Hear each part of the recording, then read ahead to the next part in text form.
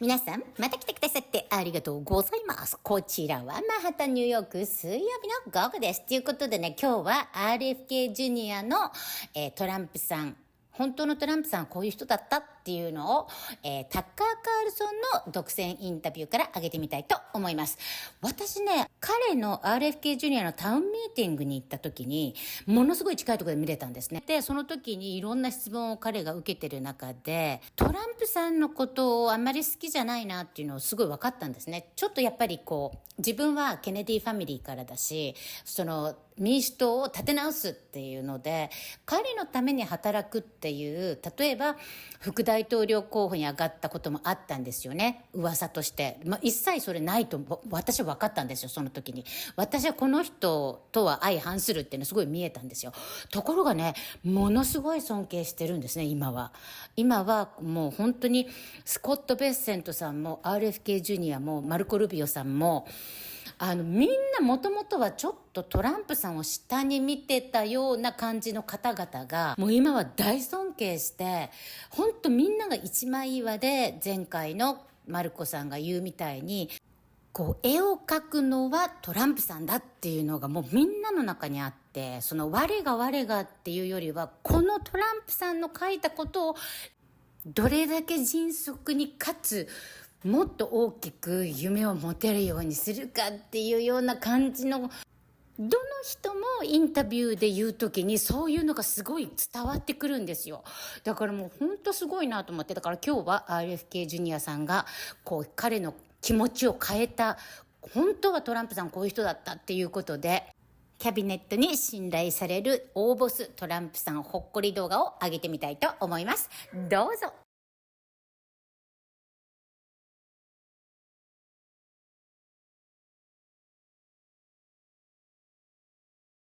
I love the people that I'm working with at this agency. It's the most gifted, committed group of people that I've ever worked with, and they're immensely talented and committed.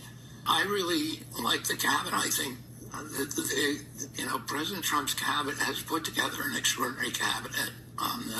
President Trump is that he really knows how to pick talent, and and I'm not talking about me.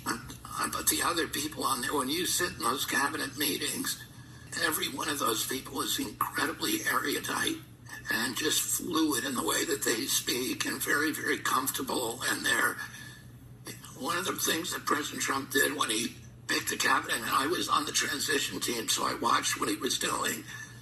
And for every of one of the positions that he picked, he wanted to see 3 clips of them performing on TV.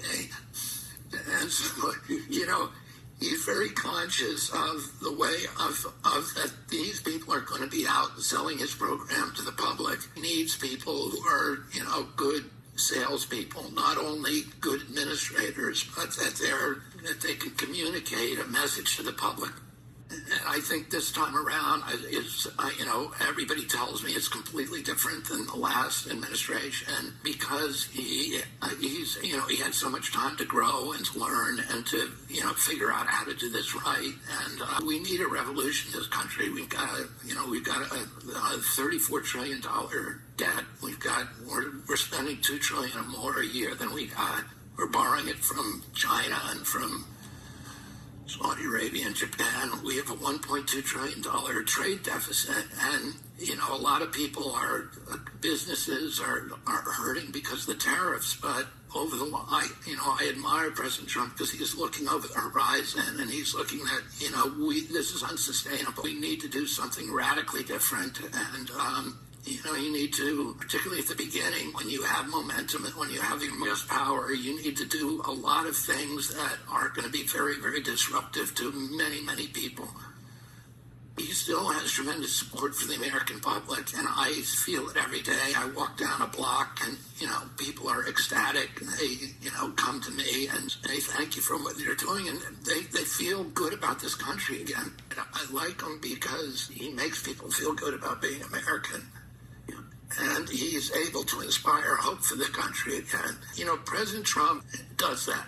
Whatever you think about him, there's a new feeling in America now that we're back on the upswing again. As he says, the country is hot again. And all around the world, people see that too. And a lot of things have surprised me about the president because I bought into this fact that he was this one-dimensional character, that he was kind of a bombastic narcissist and all this, and part of it is hearing it all the time on TV, but also the way that he conducts himself sometimes validates those. If you have that narrative, you can find things in what he does that validate that narrative. But what I've been surprised in getting to know him is what a kind of deep, multidimensional, and thoughtful character he is, and how well. I also thought, he doesn't read, and he's not interested in anything. He's immensely curious, inquisitive, and immensely knowledgeable. He's encyclopedic in certain areas that you wouldn't expect, like music, and he gets very emotional about music. And, yes. And he knows the whole story behind every song. Pavarotti and James Brown. Yeah, he cries when he hears Pavarotti. He said to me one night when we were at Mar-a-Lago with the Amarillas, he said, Amarillas, you understand this because she loves music too. And he said, but most of the people here, they don't understand it. They don't get it. And sports, he's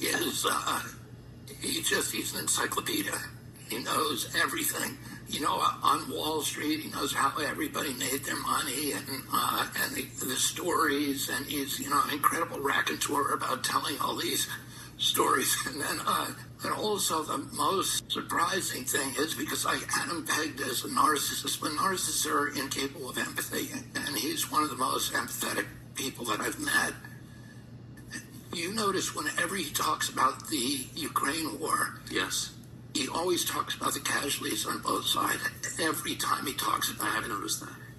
and he does that in every theater. He talks about how human beings are affected by it, whether it's vaccines or Medicaid or Medicare. He's always thinking about how this impacts the little guy. The Democrats have him pegged as a guy who's sort of sitting, in the cabinet meeting talking about how can we make billionaires richer. He's the opposite of that. He's a genuine populist. Like all of us, we're all flawed characters in one way or another. But I think he's really the uniquely right person for this country right now.